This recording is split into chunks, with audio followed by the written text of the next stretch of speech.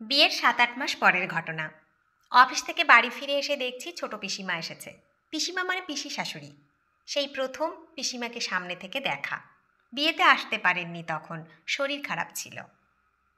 আমি বাড়ি ঢুকতেই আমার শাশুড়িমা বললেন, বৌমা, উনি হলেন তোমার ছোট পিসিমা। আমি প্রণাম করতেই উনি বললেন, অফিস থেকে ফিরলে বুঝি? হ্যাঁ পিসিমা।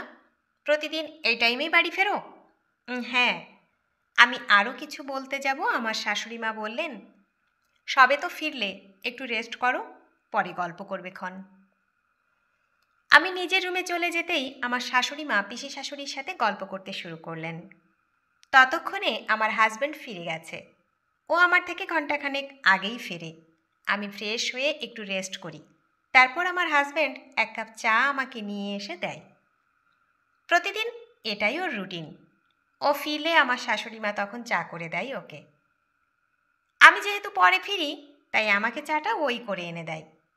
চা করে যখন আমার জন্য নিয়ে আসছিল, পিসিমার চোখে পড়ে এই ব্যাপারটা। তখন কিছু বলেননি উনি। ঘটনাটা ঘটলো আরও একটু পরে। রাতের রান্নাটা আমরাই করি, মানে আমি আর আমার হাজব্যান্ড। তরকারি বলতে সেদিন ছিল পনির তরকারি আর ছোলার ডাল। সেটা তখন রান্না হয়ে গেছে। লুচি হবে। আমার হাজব্যান্ড লুচি বেলে দিচ্ছে আর আমি ভাজছি একটা একটা করে। সেই মুহূর্তেই পিসিমা রান্নাঘরে। এই দৃশ্য দেখে চোখ বড় বড় করে বলে, হ্যাঁ রে অর্ক, বিয়ে করে তো মেয়েলি কাজ অনেক শিখে নিয়েছিস। বউকে চা করে খাওয়ানো, বউকে রান্নার কাজে হেল্প করা, অফিস থেকে ফিরে তো রেস্ট পাস না একটুও। বউ বললে তো শুনতেই হবে, যতই হোক চাকরি করা বউ তো। কথাটা শুনে খারাপ লাগলো।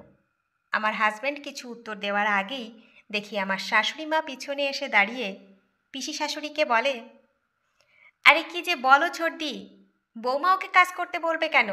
ওগুলো সব আমিই ঠিক করে দিয়েছি। অফিস থেকে তো বাবু একা ফেরে না, বৌমাও ফেরে।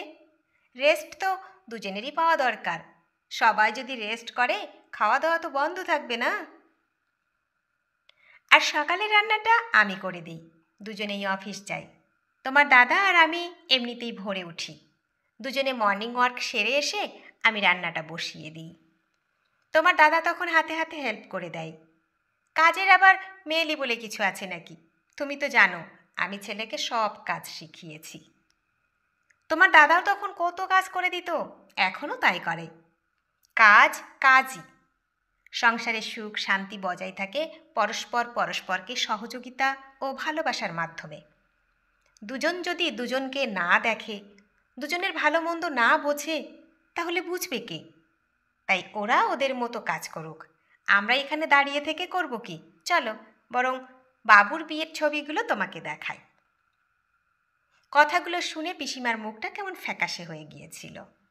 রান্নাঘর থেকে বেরিয়ে যাওয়ার সময় পিসিমার একটা কথা কানে এলো, বৌদি, এতটা লাই দিও না, আশকারা পেয়ে গেলে মাথায় চড়ে বসবে।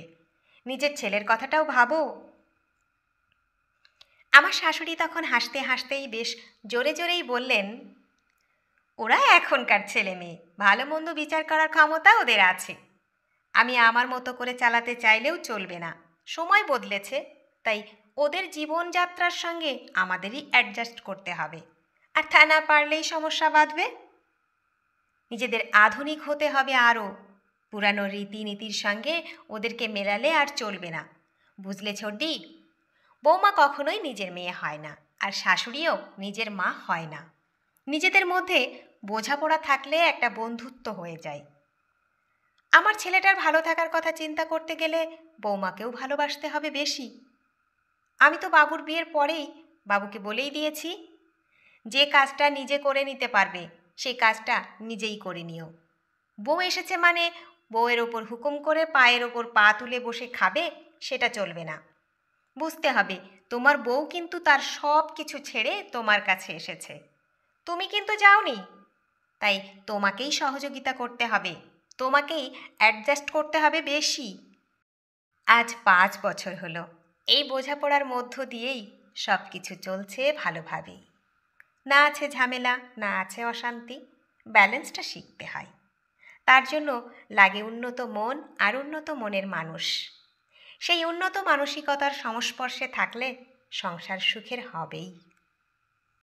বন্ধুরা, গল্পটি যদি ভালো লেগে থাকে তাহলে প্লিজ লাইক, কমেন্ট ও শেয়ার করতে ভুলবেন না। আর অবশ্যই সাবস্ক্রাইব করে সঙ্গে থাকবেন। আশা রাখছি। ধন্যবাদ।